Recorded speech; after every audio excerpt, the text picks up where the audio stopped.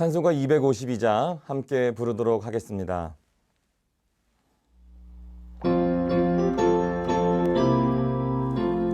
나의 죄를 씻기는 예수의 피밖에 없네. 다시 정케 하리로 예수의 피밖에 없네. 예수의 흐른 피 나를 위해 하오니 귀하고 귀하다. 예수의 피밖에 없네. 나를 정케 하기는 예수의 피밖에 없네. 사죄라는 증거도 예수의 피밖에 없네. 예수의 흐른 피 나를 위해 하오니 귀하고 귀하다. 예수의 피밖에 없네. 나의 죄 속하기는 예수의 피밖에 없네. 나는 공로 없으니 예수의 피밖에 없네. 예수의 흐른 피 나를 위해 하오니 귀하고 귀하다. 예수의 피밖에 없네. 평안함과 소망은 예수의 피밖에 없네. 나의 흐른 이것도 예수의 피밖에 없네. 예수의 흐른 피 나를 위해 하오니 귀하고 귀하다. 예수의 피밖에 없네. 영원토록 내 할 말 예수의 피밖에 없네. 나의 찬미 제목은 예수의 피밖에 없네. 예수의 흐른 피 나를 위해 하오니 귀하고 귀하다. 예수의 피밖에 없네. 함께 기도하시겠습니다. 하나님 아버지 감사합니다. 풍성한 가을 11월의 세 번째 토요일을 주셔서 감사합니다. 이 늦가을의 토요일 새벽에 우리 하나님 아버지의 풍성한 사랑, 그 주의 대속의 은혜를 다시 맛보기를 원합니다. 오늘 하루 겸손하고 정직하게 살게 하여 주옵소서. 하나님께 감사하며 또 성령으로 충만한 삶을 살게 하여 주옵소서. 나의 짧은 소견과 생각으로 살지 않고 성경의 가르침을 따라서 정말 그 귀한 말씀을 따라서 사는 순종의 삶을 살게 하여 주옵소서. 하나님 아버지 계속해서 함께 기도합니다. 우리들의 연약한 육체의 병이 낫게 하여 주시고 사업과 또 경제적인 어려움들도 회복시켜 주옵소서.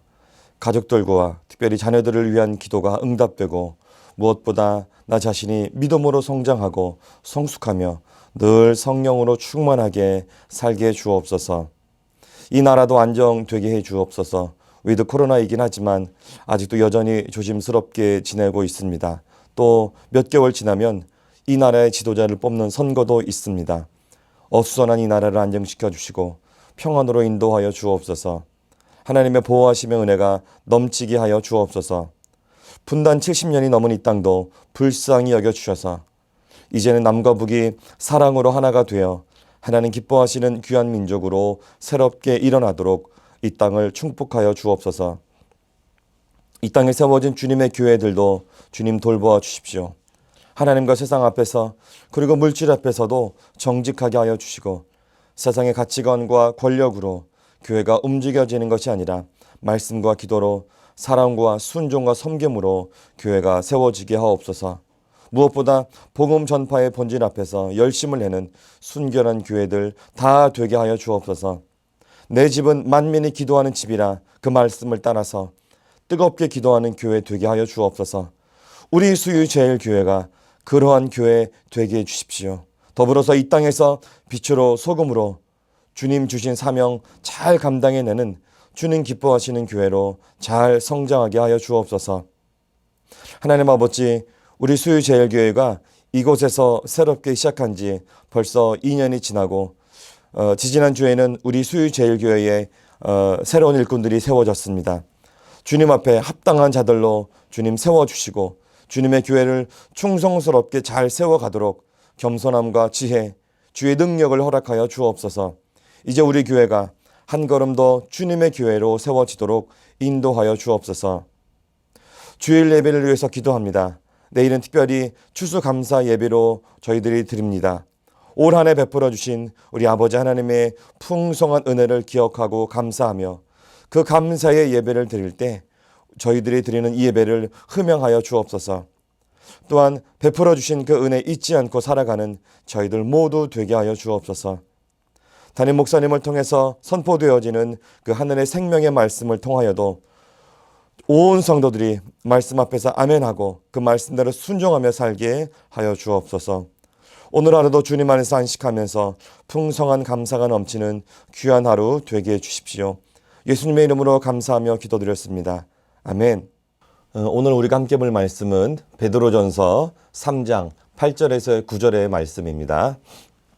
마지막으로 말하노니 너희가 다 마음을 같이하여 동정하며 형제를 사랑하며 불쌍히 여기며 겸손하며 악을 악으로 욕을 욕으로 갚지 말고 도리어 복을 빌라.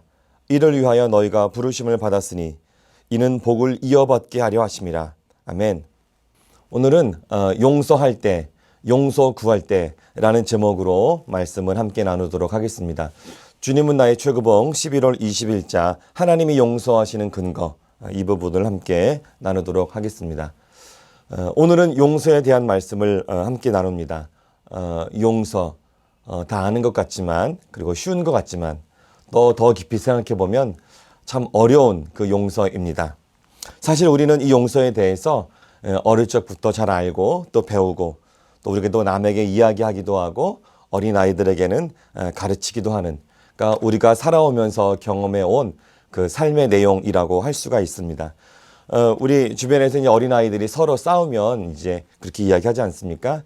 잘못했다고 그래. 미안하다고 그래. 또 다른 쪽에서는 괜찮다고 해. 얼른 용서해 줘. 이렇게 이야기하지 않습니까?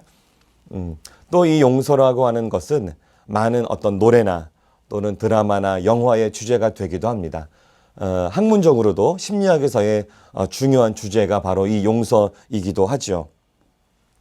이 용서에 대해서 도대체 용서가 무엇이냐 이렇게 정의를 내려보라고 이야기하면 아마 우리 성도님들도 각각의 나름의 정의가 있을 것이라고 생각합니다.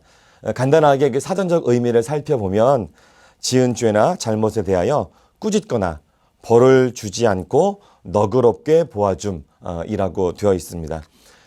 제가 다른 정의를 좀 찾아보니까 특별히 그 용서, 그 불편함에 관하여라고 하는 책, 방정열 씨가 2020년에 이제 발간한 그 책에 보니까 이렇게 기록되어 있습니다. 가해자의 부당한 말과 행위로 피해자에게 심적, 정신적, 신체적 해가 발생했을 때 가해자의 진심 어린 사과, 그 회개를 전제로 피해 당사자가 자발적으로 가해자의 허물과 부당함을 덮어주는 것이라고 기록되어 있습니다. 그러니까 가해자에게는 진심 어린 사과나 회개가 전제되고 또 피해자에게는 자발적인 용서, 이것이 필요하다고 여기에 기록되어 있습니다. 저는 개인적으로 이 기독교적인 관점에서 용서가 어떤 의미인지 살펴보니까 저는 나름의 정의를 이렇게 내려보았습니다.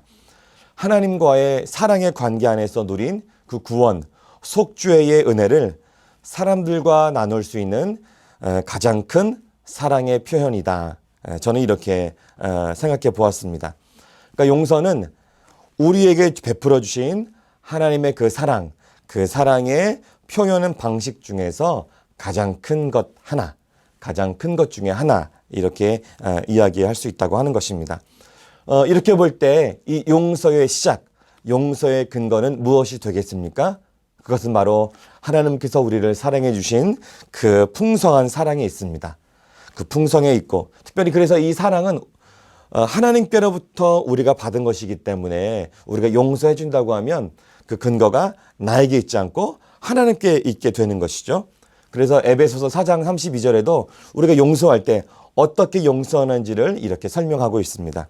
서로 친절하게 하며 불쌍히 여기며 서로 용서하기를 하나님이 그리스도 안에서 너희를 용서하심과 같이 하라.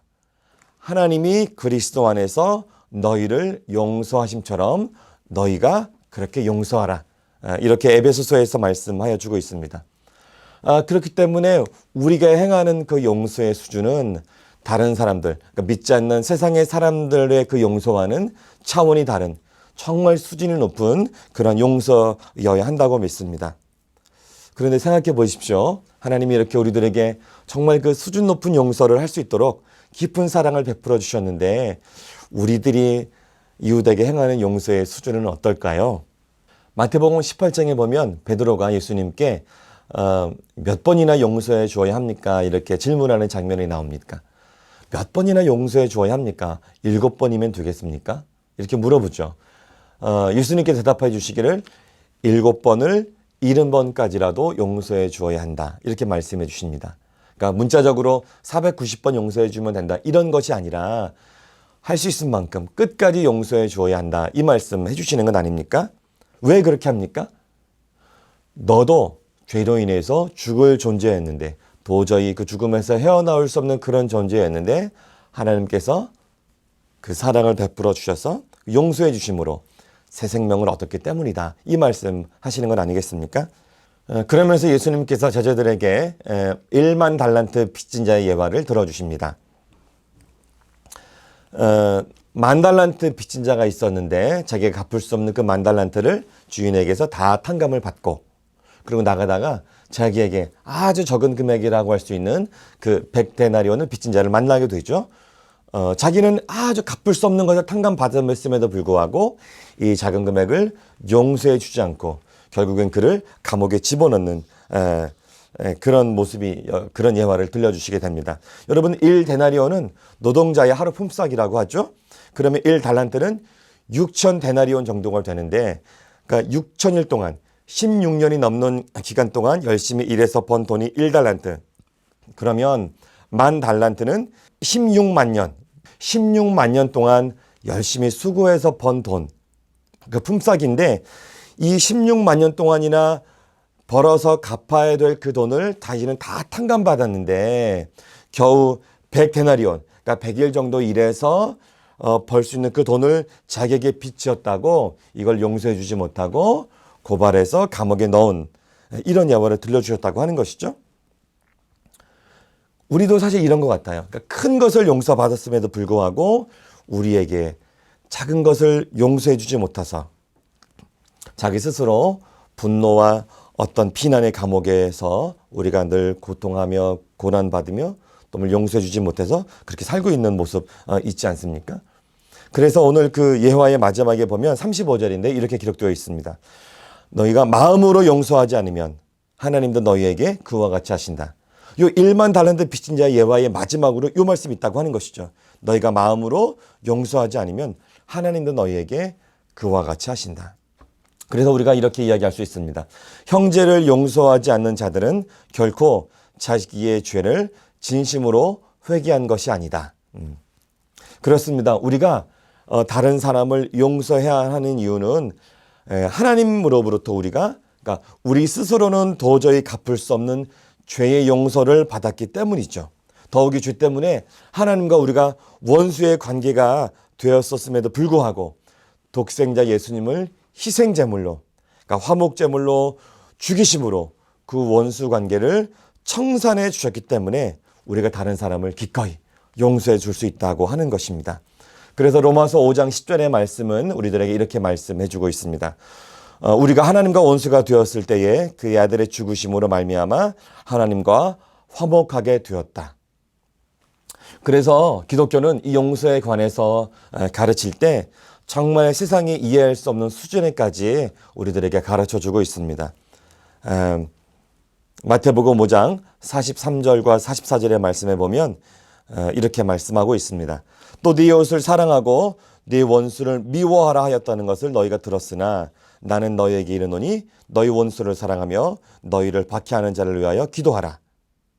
그러니까 원수를 사랑하고 용서하라 이런 가르침에는 정말 일반 공동체나 다른 종교에서는 찾아보기 어려운 정말 놀라운 그런 가르침의 내용입니다. 특별히 원수를 위해서 기도하라고, 우리를 핍박하는 자를 위해서 기도하라, 이 말씀을 정말 찾아볼 수 없는 기독교가 가지고 있는 유일한 그런 가르침이라고 할 수가 있습니다. 그렇다면 이렇게 죄를 받아서 새 생명으로 사는 우리는 세상 가운데 어떻게 살아야 하겠습니까? 일반적으로 용서하는 것, 오케이, 다 배웠습니다. 그러면 우리는 우리들의 삶은 그러면 어떻게 하나님 앞에서 살아가야 하겠습니까? 다윗의 예가 우리들에게 큰 도전이 되는 것을 우리가 알 수 있습니다. 하나님 앞에서 우리는 이 죄로부터, 우리가 죄로 인해서 죽을 수밖에 없었는데 이 죄를 다 용서받았기 때문에 우리가 다른 사람을 용서해 주는 것 아닙니까? 그런데 그렇다면 우리는 이 죄로부터의 분명한 회개의 삶, 분명한 이 변화의 삶이 필요하고 이것을 끝까지 유지해 나가는 그런 믿음의 삶이 필요하다고 하는 것입니다. 사무엘하 11장에 보면 다윗의 그 부끄러운 모습이 등장합니다. 바로 그 자기의 부하 장수 우리아의 아내였던 밧세바를 범한 장면이 등장하죠. 이 임신한 밧세바를, 과부가 되었던 그 밧세바를 이제 불러들여서 자기의 아내를 삼고, 백성들은 그 상황을 모르니까 칭찬할 수 있겠지만 하나님은 그 죄를 다 알고 계시죠. 그래서 나단 선지자를 통해서 그 죄를 지적해 주죠. 이 다윗은 나단 선지자를 통해서 그 죄를 지적받았을 때 곧바로 눈물로 회개합니다.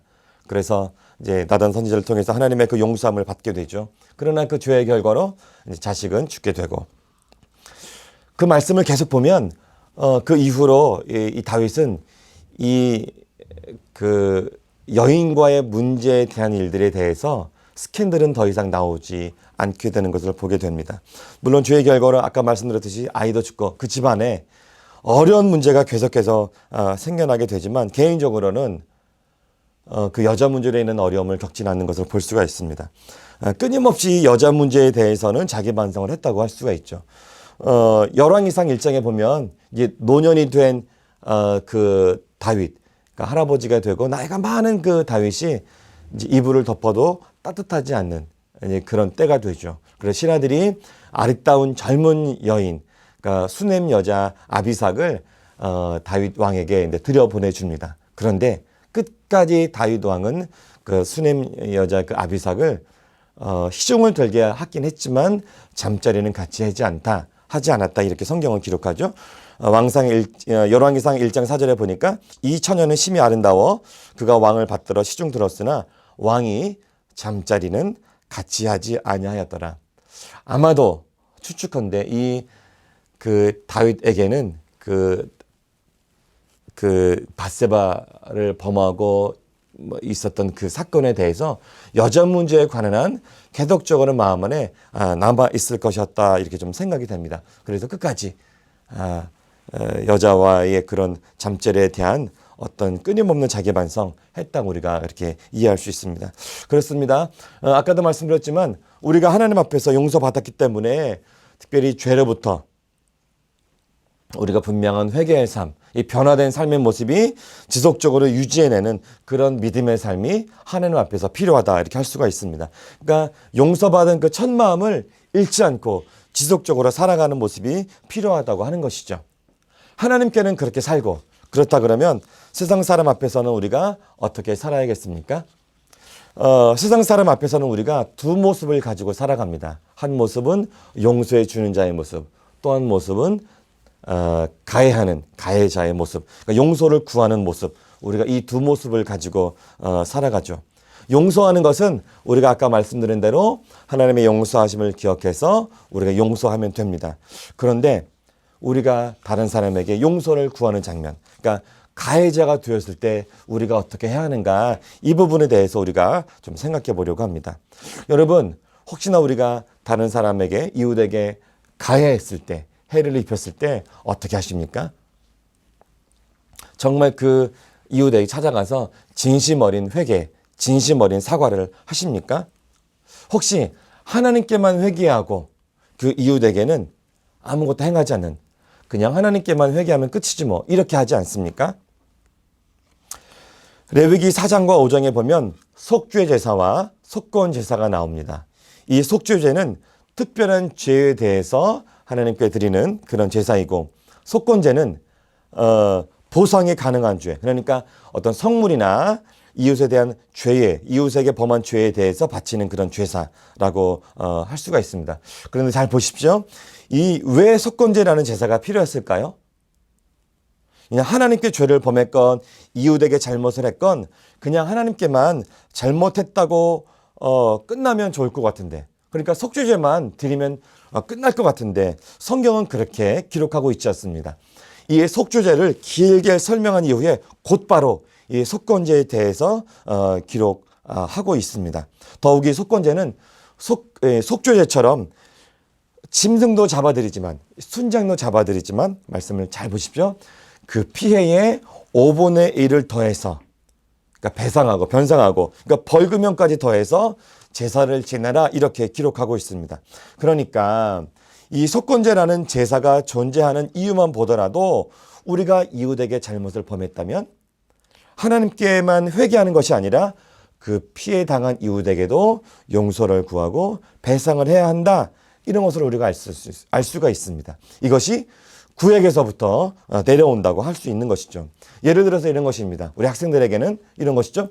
내가 볼펜을 갖고 오지 않아서, 볼펜을 집에서 깜빡 잊고 못 갖고 와서 친구에게 빌리고 싶은데 저기 몰려보니까 친구는 없는데 그 책상 위에 볼펜이 있는 것이죠. 그냥 가지고 와서 급한 대로 썼습니다.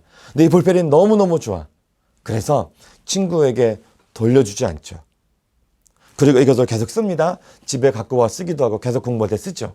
근데 어느 날 교회에서 전도사님의 설교 말씀을 들어요. 그것은 잘못된 것이라고. 그래서 깨닫게 되죠.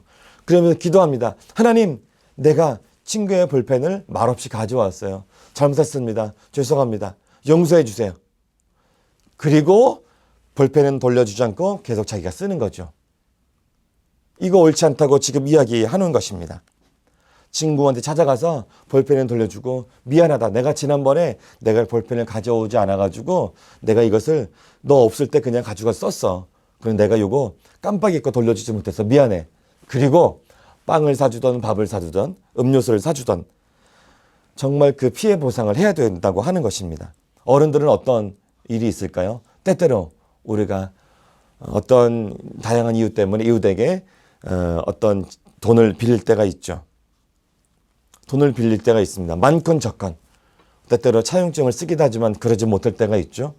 이거를 언제까지 갚아줄게 라고 하는 그 기한을 정하는데 우리가 그 기한을 쉽게 넘기거나 아니면 갚기가 어려워서 또는 갚는 것이 싫어서 멀리 도망가고 외면하고 그 피해자를 피해 다니고 연락도 받지 않고 그런 경우가 혹시 있지는 않습니까? 여러분 어떻게 해야 합니까? 하나님께만 잘못했다고 그러는 것이 아니라 그 친구에게 찾아가서 전화해서 용서를 구하고 돈을 갚아주고 이자를 다 배상하고 다 지불하고 진심으로 용서를 구하는 것이 바로 오늘 속건제 아니겠습니까? 여러분 그냥 지나치시면 안 됩니다. 그냥 넘어가시면 안 됩니다. 여러분 반드시 용서를 구하고 배상하셔야 합니다. 혹시나 그런 일이 여러분들에게 있다면 여러분 오늘이 지나가기 전에 연락하셔서 이것을 해결하시기를 여러분 바랍니다. 이창동이라고 하는 영화 감독이 있죠. 이분이 만든 영화 중에 밀양이라고 하는 영화가 있습니다. 2007년도에 개봉한 영화인데 여기에 송강호 씨와 전두연이라고 하는 그런 배우가 등장해서 연기를 했는데요. 이 밀양이라는 영화에 보면 이 전도연 씨가 신혜라고 하는 여주인공으로 등장합니다. 남편이 죽고 그래서 남편의 고향에 와서 하나밖에 남지 않은 그 자기 아들과 함께 이제 살게 되는 그런 내용인데요. 그런데 이 하나밖에 없는 아들을 의지하며 살았던 이 엄마, 이 신혜, 이 엄마에게 이 아들이 어느 날 유괴를 당하죠. 그리고 이 아이가 살아 돌아오기만을 바랬는데 이 아이가 죽은 채로 발견하게 됩니다.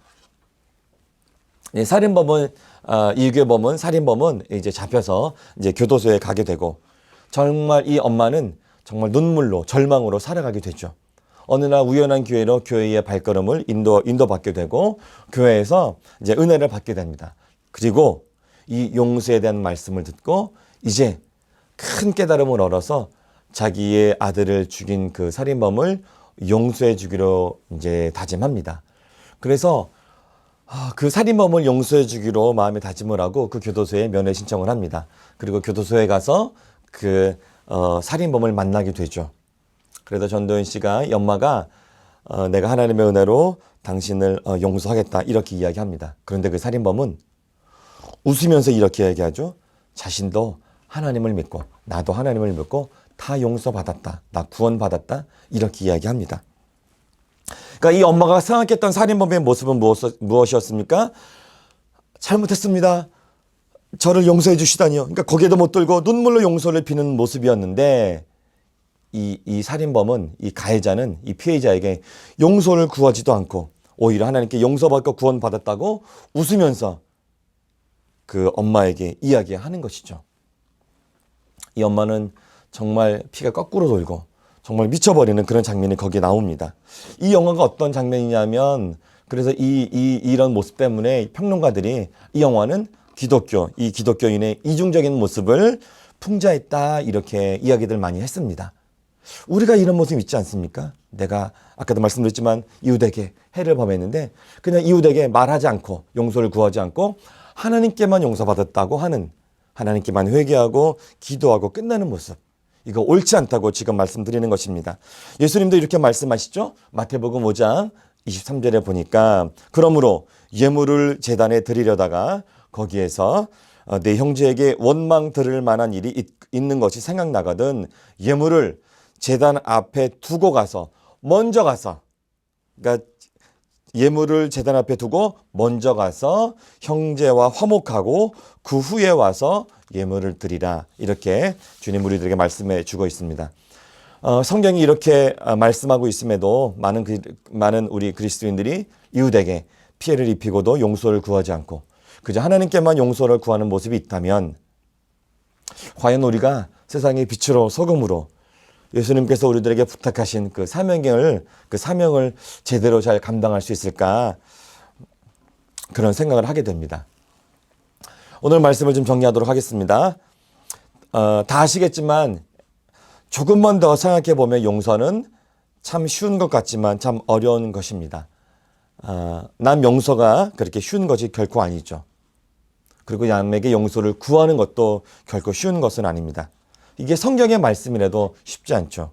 그러나 말씀에 있고 우리가 죄로부터 정말 이 죽음에서 구원받았기 때문에 우리가 당연히 그렇게 해야 합니다. 저는 용서해 주는 것을 생각할 때마다 우리 수유제일교회를 좀 기억합니다. 저는 자랑스럽게 우리 수유제일교회를 여기고 있습니다. 우리 강북제일교회 시절에 2014년 부활절 오후에 우리는 참 어려운 시간을 정말 기억하기 싫은 그런 상황을 맞이했었습니다. 그리고 그날 오후에 우리가 쫓겨나게 되고 이 100주년 기념관에 와서 예배를 드리게 되었죠.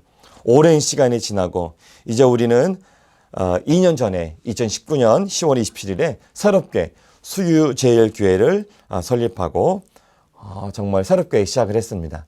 하나님께서 우리들에게 이런 길을 열어주신 것이죠. 그 아픈 과거, 정말 기억조차 하기 싫은 그 모든 과거를 우리가 다 말씀에 순종해서 용서하고 또 말씀에 따라서 새롭게 수유제일교회로 우리가 주님을 섬기고 있는 것입니다. 이제 하나님은 우리를 이제 과거를 다 묻고 과거를 뒤로 하게 해주시고 앞으로의 새 일들을 이루어가게끔 하고 계십니다. 얼마 전에는 새로운 임직자들을 우리가 하나님께서 세워주시지 않으셨습니까? 이제 앞으로 기쁘게 감사함으로 달려갈 일만 남았습니다. 성경은 이 용서에 대해서 아주 중요하게 여기죠. 이 구약의 레위기 그 속죄죄 이거 뿐만 아니라 예수님도 우리들에게 기도문을 알려주시면서 우리가 우리에게 죄 지은 자를 사하여 준 것 같이 우리 죄를 사하여 주시옵고 이렇게 말씀해 주시기도 합니다. 베드로 사도도 우리에게 용서에 관해서 이렇게 이야기해 주고 있습니다. 베드로가 누구입니까? 베드로는 예수님의 수제자였죠. 그러니까 3년 동안이나 예수님을 그렇게 따라다니면서 예수님과 같이 지내면서 정말 풍성한 사랑을 많이 누렸는데 예수님이 어떻게 죽으셨는지 정말 억울하게 돌아가신 것을 다 직접 눈으로 목격한 수제자 아니었습니까? 얼마나 원통하고 분한 마음이 그에게 가득했습니까?